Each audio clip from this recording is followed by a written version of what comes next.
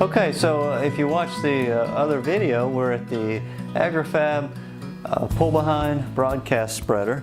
It's a really good unit. If you haven't seen the other video, the assembly part, go check that out. That's a pretty good video. It shows the demonstration of it being used and put together real quickly. So in my end of that video, I talked about how I have a zero-turn lawnmower and trying to open and close the gate is not possible from the seat. So what I'm going to do is get a customized solution for this pull spreader. There's another guy on YouTube that did the linear actuator, and that's exactly what we're going to do here. What I did was take a 2x4 piece of just light angle. This is galvanized angle that I had from when I did a little awning on my house, and it's just laying around, extra piece. You could probably go buy some type of angle or whatnot, but what I've got is a linear actuator that I bought. You can get these on Amazon. It's not anything really special. We'll see how long it lasts, but I don't plan on leaving it out in the weather. So it should do the trick. What I did is cut out this angle. The total length on this piece of 2x4 angle is 5 3/4, and I drilled a hole right here. It's 4 13/16, and I believe, let me see what that was to that center. It was inch and 13/16. So 4 13/16 and inch and 13/16 from the inside to the center of that hole.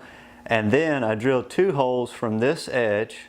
This faces the back, the hopper. I drilled 2 holes. One is at 2 3/16, and the other is at 3 15/16, and that's 7/8 from the outside edge, from this edge. This is going to go on just like this, bolt into the hitch. So it'll go on just like this, and then my linear actuator will come down. I've already got it bolted on and tie in to the gate operator. And I haven't fit this up just yet. I've got everything set up. I did have to, this is a 1/4 inch hole for this actuator. I did have to bore or ream out the hole on this on the end of the linear actuator.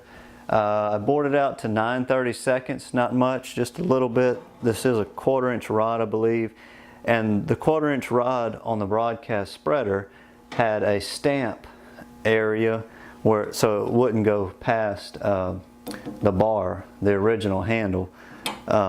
So I took those stampings off, and so it will now fit through there, and it's fairly snug.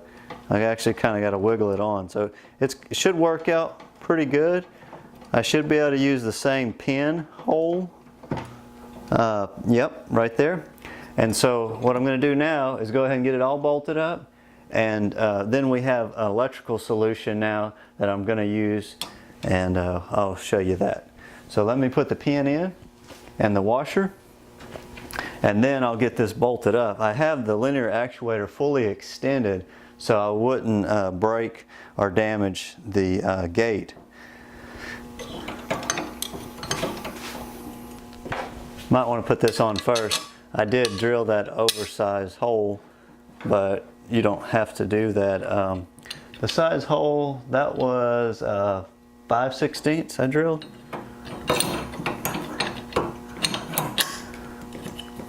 The size of these bolts here.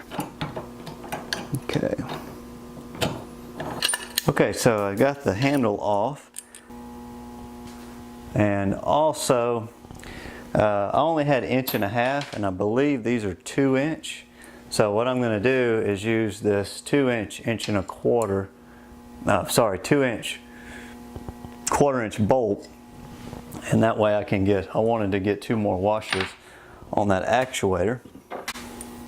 I had to stack several washers here just to give the right spacing. 1, 2, 3, 4, 5, 6, 7 washers to give the correct spacing for that actuator. And they're all going to fall. So let them fall. Okay, I got my 7 washers back, and I put a washer on the other side. That's going to give a little bit more slack here. And then I'm going to put one on this side, and I'm going to use a lock washer. Sorry, the lock nut that came with the unit from the other bolt. Okay, before I tighten that down, I'm going to go ahead and align this the way I had cut it. It should align fairly closely. It looks like it's about 1/8 off, so the plate's going to stick over about 1/8. So let's see if we can tighten it up and see what it looks like.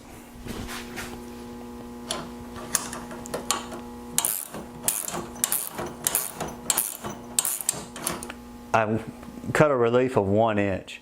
So if you cut a relief of 1 1/8, you wouldn't have any trouble with that little press gusset kind of thing that they've got there. So that will solve that problem. Let's tighten it up. All right, there we go. Should still be able to move. Now, let's just check. What I've got is a little battery here off my cordless drill, and let's see what happens.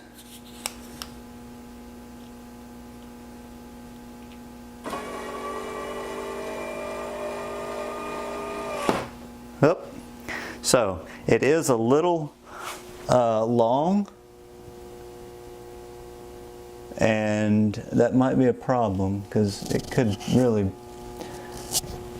bind. Okay, so I just guessed on this actuator, and what this is, it's Auto Express actuator. It's a 12-volt DC. Its max load is 225 pounds, which is we don't need anything like that. But that's the best one I could find with a 2-inch stroke. So this 2-inch stroke, and all we actually need is, let's see if I can get in here and measure it for you. Looks like all we need is a 1-inch stroke. So if you could find one with a 1-inch stroke, it would work out a whole lot better than this one. Okay, so what I did, I've got my 50% mark here, which is where I was treating at last time. And let me not move that like that. I'm going to use my battery here and run this and see what happens. So there we go. I should be able to get whatever adjustment you can kind of see. Okay, that should be my 50%. And it looks approximately 50%. If I pull that all the way in, that's going to be about right. So let's see. Okay, so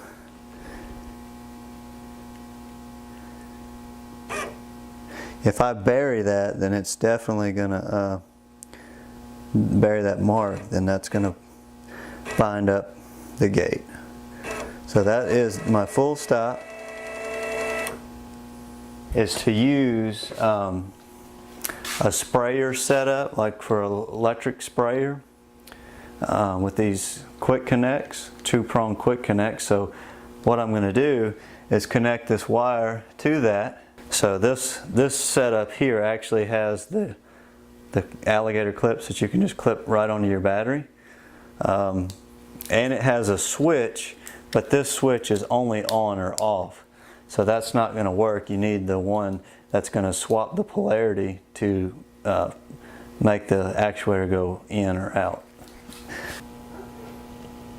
Okay, so I just got through with my soldering joint here, and I've already soldered and covered the hot or the red wire, and I'm fixing to cover. I've got the solder joint there bent back, and I'm putting some heat shrink over that to get some insulation on it. So I'm going to slide that over to protect these from touching each other. And then let's see if and I should have offset these. That gives you a little extra protection.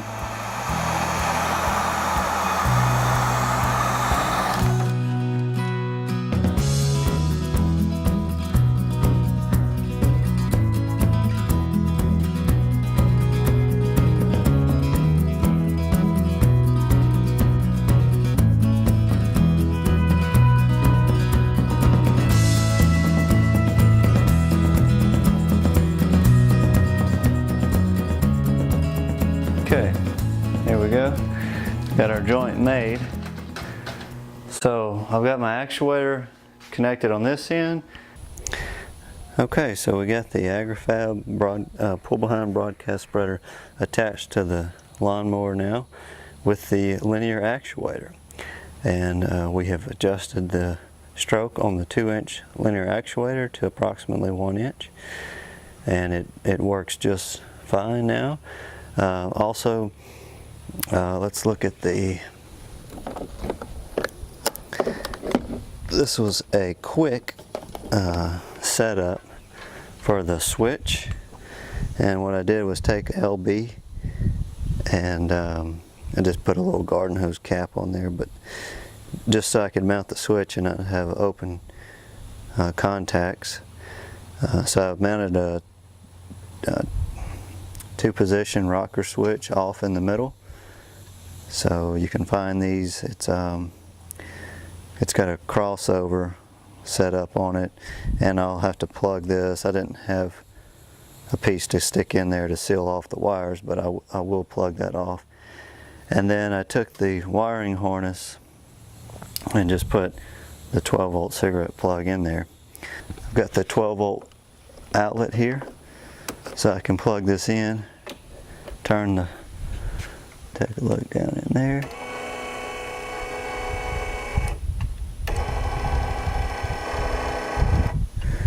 Okay, so the only guesswork is going to be when I want to go about midway open. I'm just going to kind of have to see where that is.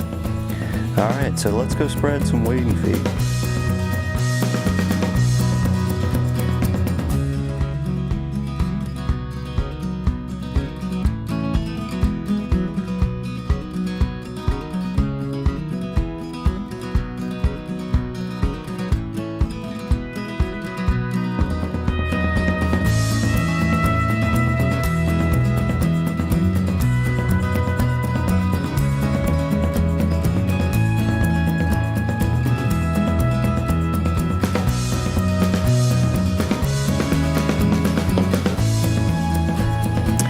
Thanks for watching again. I hope you like this video. Hope this helps you out with at least maybe give you an idea on how to fix this problem. Thanks for watching.